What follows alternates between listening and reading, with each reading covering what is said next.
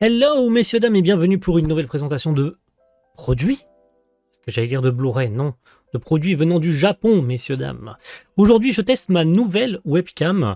Je ne sais pas du tout quel rendu c'est, puisque j'ai acheté une Razer Kiyo X. Est-ce que le rendu est meilleur que l'ancienne? Moi, j'ai pas l'impression, pour être tout à fait honnête. En plus, il y a un autofocus dégueulasse. Mais je pense que ça devrait suffire largement aujourd'hui pour vous présenter des produits. Je vous fais pas languir, puisque c'est sur la miniature et dans le titre. Des artbooks de Yuru Camp. Eh oui, Yuru Camp, cette série du studio C-Station, hein, bien sûr. On ne parle pas de la saison 3 sortie chez 8 bits, puisque il s'agit, et aujourd'hui j'en ai 3 à vous montrer. Alors je vais faire très rapide, hein, vous vous doutez bien que vous n'aurez pas toutes les pages, puisqu'on a les deux artbooks de la saison 2, puisque je vous avais présenté à l'époque les artbooks de la saison 1 qui sont là. J'ai pas envie de les ressortir parce que j'ai fait du ménage. Et j'étais absolument pas au courant qu'ils avaient sorti des artbooks de la S2. Donc, ni une ni deux, mes petits doigts ont été chercher sur Google un moyen de faire importer ces artbooks de la saison 2. Et miracle, bah, j'ai réussi à les avoir. Mais, en plus de la S2, il y a aussi le film Yuru Camp. Eh oui, un film qui n'est évidemment pas canon, mais c'est pas grave, ça importe peu, puisque c'était à l'époque toujours chez C-Station. Et ils ont sorti, en plus de ce premier artbook de la saison 2, voilà, avec Rin qui regarde dans le vide en mode qui est trop beau. Hop là, je tape dans le micro, je vais essayer de l'éloigner pour pas que ce soit chiant. Là, le numéro 2, avec les autres épisodes, enfin les épisodes restants, si vous voulez, qui est très joli aussi. Et je vous montrerai quelques pages d'ici peu. Mais aussi, du coup, le film Yuru Camp. Et c'est trop bien, voilà. Alors c'est de la licence officielle, hein, au cas où certains se poseraient la question. On est bien sur une licence de Furyu, voilà, licenciée by Furyu, c'est-à-dire l'ayant droit qui s'occupe des produits dérivés et tout. C'était un produit vendu sur le site officiel du studio C-Station. Et là, du coup, vous allez certainement me poser la question. D'ailleurs, ils sont un peu écornés là. Pour le coup, c'est un peu dommage. Il est abîmé un peu ici. Ça va bien faire l'autofocus. Vous pouvez le voir qu'il est corné ici, c'est dommage. Hein. Pour le coup, et pourtant ils sont bien neufs. Hein. Je les ai reçus via. Ils étaient tous sous blister. Voilà, ils sont neufs. Alors je crois qu'il y en a à la limite un qui n'était pas sous blister, mais en tout cas, ce qui est sûr, c'est que 2 sur 3 étaient sous blister. Donc ce sont bien des produits neufs. Et ils sont bien appelés, qu'on soit bien clair. Hop, c'est marqué ici en anglais. Yorukam K Animation Book. Alors qu'est-ce que ça contient? Suspense.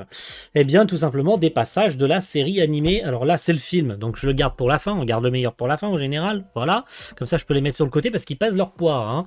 Qu'est-ce que ça contient? Alors, le premier artbook, vous vous en doutez forcément, s'il y en a deux, ça veut dire qu'ils auront découpé ceci en deux. Je vais choisir un peu des pages au pif. Hein. Regardez. Hop, c'est très joli. Très joli. Hop, des petites pages de pause-clés de la série. On peut voir Chikuwa qui est juste ici avec alors je sais plus comment elle s'appelle elle déjà, c'est la pote de Rin. M'en voulez pas. Il y a l'autre là, l'autre taré, la Chiaki, je crois.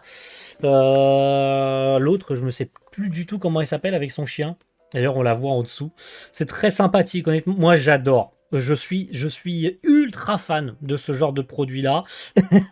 Avec Nadeshiko et son père. Voilà, je vous montre quelques pages au pif. Hein. Nadeshiko et son père, on a même une animation complète en quelques mouvements. On peut voir le début de l'action en haut, puis voilà le dessin A, B, C, D, E, F, où il récupère. C'est quoi ça? C'est le, ouais, c'est le, comment on appelle ça? Le restaurateur qui prépare l'anguille. C'est trop bien. Putain, les motos, même certaines choses dessinées en 2D, moi j'adore. Hein, on peut voir la moto notamment dessinée en 2D, même s'il y a de la 3D dans la série. Hein, mais on peut voir la moto de Rin sur laquelle elle est ici, dessinée en 2D, et c'est trop bien. Hein. On a la pote de Nadeshiko aussi, qu'on rencontre dans la S2 et qu'on reverra aussi dans la S3, qui roule en... C'est quoi, c'est en 50 cm3 ou c'est en 125 qu'elle roule? Je sais même plus hein, déjà. Mais je crois sans me tromper que c'est en 125 qu'elle roule. Voilà, c'est les événements de la série, mais c'est tellement agréable ce genre de produit. Alors c'est très compliqué à avoir si on fait pas de l'importation, hein, ça coule de source. Même si pour les grosses licences, que ce soit Jujutsu, Demon Slayer, l'Attaque des Titans, très souvent il y a des stores français qui font des imports. Alors c'est excessivement cher. Pour vous donner un ordre d'idée, hein, je suis totalement transparent là-dessus. un produit comme celui-ci, les trois là, les trois artbooks importés avec frais de port et tout compris, sans douane, j'ai eu la chance, j'ai pas eu de douane, on est à 200 balles. Oui, ça fait mal. Oui, mon porte-monnaie et ma conseillère bancaire sont en train de pleurer actuellement. C'est 200 balles pour les trois. Donc ça coûte un peu d'argent. C'est normal parce que certains se gavent. Hein, ça coule de source que certaines boutiques... le Chicoua sur le téléphone, hein, c'est vraiment magnifique. La petite Rine qui travaille dans sa librairie. Voilà, mais honnêtement ça vaut le coup. Si on est ultra fan de la série, on compte pas. On fait attention à son budget, parce que c'est pas tous les jours que sortent ce genre de produit. C'est comme une figurine. Certains vont acheter plein de petites figurines pas trop chères, des Ban Presto et j'en passe et des meilleurs. Et certains vont à l'inverse acheter 2-3 fois dans l'année des grosses pièces, comme moi j'achète des statues. Et on fait attention à son budget, on calcule, est-ce qu'on peut, est-ce qu'on peut pas, est-ce qu'on doit passer en 4 fois, est-ce qu'on attend plus tard pour se payer une grosse pièce, et donc on fait des sacrifices. Ça se réfléchit, il y a plein de choses qui se réfléchissent en amont. Et donc voilà, la petite dernière page, après on passe au suivant. C'est très joli, honnêtement, j'adore, moi, voilà, je le redis, je suis ultra fan. En plus, on voit le plat là, le plat, comment il est dessiné en 2D et tout, c'est vraiment magnifique. Comme quoi, il y a un soin tout particulier apporté par Seastation sur cette série. Hop, comme ça je peux le ranger en même temps. C'est parfait pour moi. Donc, on passe au deuxième. Je vais vous sélectionner quelques pages. Mais voilà, encore une fois, il faut faire attention à son budget, mais certains peuvent y aller. Je le vois sur le Discord de la communauté Blu-ray, sur lequel je suis. Qu'il y en a qui dépensent sans compter, parce que s'ils peuvent tout simplement se le permettre. Hein. Et d'autres, comme moi ou comme vous, qui me regardez peut-être aujourd'hui, ont des budgets serrés et doivent faire attention à ce qu'ils achètent. Mais quand ils ont un produit sous les yeux, et là, pour le coup, j'ai pas attendu 100 000 ans, puisque je l'ai su très très tard, en fait, que ces artbooks existaient. Pour vous donner un ordre d'idée, je les ai payés donc quasiment... Allez, je les ai payés en moyenne entre 70 et 80 euros pièce. Ils sont à 3630 yens au Japon. C'est-à-dire 40 euros, 45 euros. Allez, 50 balles, grand maximum. Donc on n'est pas si loin du prix, mais t'ajoutes l'importation, t'ajoutes tout le reste et tout ça.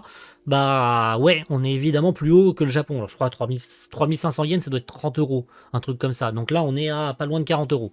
Pas loin. Alors voilà, je me tromperai pas, je me trompe certainement peut-être en arrondissant un peu, mais on doit pas être loin des 40 euros. Il y en a un d'entre eux, je crois, c'est celui du film, je l'ai payé 87 euros, je crois, 87 $, donc c'est-à-dire pas loin de 85 euros. Oh, ça pique, voilà. La passion coûte un bras, voilà, quand on est fan de quelque chose, ça mine de rien, ça pique le porte-monnaie, hein, on va pas se le cacher, mais... c'est une fois que tu l'as entre les doigts, tu te dis « Oh putain, j'ai vraiment des objets de collection de dingos. Je suis ultra content. » C'est vraiment la consécration quand tu les ouvres. Alors certains vont me dire « Sacrilège, tu les as ouverts. Il fallait pas du tout l'ouvrir, n'importe quoi. » Et d'un autre côté, moi je me dis « Non, mais j'ai envie de savoir. » Alors quand c'est des jeux vidéo, je les ouvre pas. Mais par contre, quand c'est des artbooks comme ça... Bah, je lésigne pas sur la volonté de les ouvrir pour contempler les dessins à l'intérieur. C'est tout l'intérêt hein, d'un livre comme celui-ci, c'est de pouvoir feuilleter page par page tranquillement, de prendre son temps et de profiter de tout ce que les artistes, eux, avec un E à la fin, évidemment, on n'oublie pas les artistes féminines, qui travaillent sur les animés aussi. On parle beaucoup d'animateurs, mais il y a aussi des animatrices et tout un tas d'autres pôles. Hein. On parle de direction artistique, de colorimétrie, de décor et ainsi de suite. Ils sont nombreux et nombreuses à travailler au sein des studios japonais et ils méritent tout le respect du monde pour le travail acharné. Je vais rester sur ça. Moi, je vous en ai montré très peu sur le second, mais vous aurez compris. Et on va pouvoir boucler tranquillou sur le film. Tac, on range. Et donc le film Yuru Camp qui, et ça me permet de passer là-dessus, est un film qui n'est pas canon. Voilà, c'est un film qui, on va dire, sert d'histoire supplémentaire. Vous l'avez certainement vu puisqu'il est disponible sur Crunchyroll, qui raconte ce qui se passe dans le futur. Donc on a tous les personnages adultes. Donc on a Rin adulte qui a un travail à Tokyo, qui a donc quitté son Yamanashi pour aller travailler en tant que reporter, je crois, un truc comme ça, dans un magazine. Donc elle fait des revues, elle fait des articles pour le journal. Et on a une Nadeshiko qui fait tranquillement son bout de chemin. Et évidemment, ça a une raison en particulier, parce que je ne veux pas spoiler tout. amène tous les personnages à se revoir pour un événement assez particulier. Hop, je vais vous montrer les persos adultes un peu au pifomètre. Voilà, juste histoire que vous voyez un petit peu la différence. Ah, les persos ont bien changé, quoi. Voilà. L'ADN de la série ne change pas, mais les personnages ont quand même pas mal changé. C'est une histoire donc alternative, hein, faut pas la prendre comme étant canon, puisque le manga est toujours en cours, donc c'est une histoire purement et simplement inventée. Je crois d'ailleurs qu'elle a été réalisée par l'auteur lui-même, donc Afro, mais c'est pas du tout une histoire appartenant au manga. En tout cas, il faut la voir comme un futur possible pour les personnages, et peut-être qu'à un moment donné, il est très probable que cette histoire devienne réelle, en fait, hein, tout simplement. Il y a de fortes chances qu'un de ces jours, cette histoire des persos adultes, j'essaie de trouver une bonne page, hein, j'essaie de combler comme je peux, voilà, elle est très belle celle-ci, eh bien, se finissent comme ça, et d'ailleurs, ça me refait penser à une scène où, dans la série principale, je sais plus si c'est la S1 ou la S2, il y a justement une scène où les persos se disent ouais, vous pensez qu'un jour on pourra quand on sera plus grand et qu'on aura un travail, on pourra se réunir tous ensemble et tout. Est-ce que l'idée du film n'aurait pas germé à ce moment-là dans la tête d'Afro et du studio d'animation pour justement créer cette histoire des persos qui s'éloignent après le lycée, hein, qui prennent chacun une route différente, parce que Nadeshiko, elle réalise ce rêve de travailler dans une boutique comment on appelle ça, de fourniture de camping. Rin, elle a déménagé, les autres persos font aussi leur vie. Donc voilà, c'est plutôt sympathique, mais voilà, ça offre quelque chose de différent. Et après, la S3, bah, on la connaît évidemment, et c'est malheureux parce que je pense qu'on n'aura pas d'artbook de cette saison 3, à moins qu'il soit aussi édité par Furiou. Mais pour le coup, comme c'était vendu sur la boutique officielle du studio C-Station, ça m'étonnerait en fait qu'ils éditent un artbook pour la S3, parce que bah, c'est plus le même studio, hein, tout simplement. Hop, une petite dernière, allez, pour se faire plaisir. Voilà, une petite dernière, une avant-dernière, allez, c'est cadeau. Hop, les persos qui tirent une tronche en mode « Oh, qu'est-ce qui se passe, mon Dieu !» C'est trop bien, j'adore cette série. J'adore cette série pour son côté chill, et c'est pour ça que la S3 m'a particulièrement déçu. Déjà pour son changement de style graphique, alors qu'on a eu 2 saisons plus un film dans une direction artistique bien précise, et Studio C-Station y avait mis tout son cœur, tout simplement aussi. Voilà. Que dire d'autre, que dire de plus, si ce n'est que tous les persos y ont mis, enfin tous les artistes y ont mis du leur dans cette série et dans ce film. Hop, sur quoi on pourrait finir? Est-ce qu'on n'a pas une dernière case magnifique avec les persos dessus? Ça serait sympathique. Ah non, dommage, on l'a pas. On l'a pas, mais c'est pas grave. Si on l'a, et si on l'a, c'est magnifique, c'est parfait, c'est parfait. On l'a, la dernière case, elle est juste là. Regardez, je vais vous faire un focus dessus. Hop là, elle est là, elle est magnifique, la Nadeshiko qui a pris sa photo. Elle est là. Et c'est parfait pour finir, messieurs, dames. Merci à tous. Vous avez vu, j'ai un peu traîné la patte, mais en même temps, c'est Eurocamp, donc je prends un plaisir inconditionnel à vous montrer ce genre de produit. Ça devient rare, surtout sur cette chaîne, de présenter des artbooks, parce qu'il y en a de moins en moins, et parce que je la prends très tard, en fait.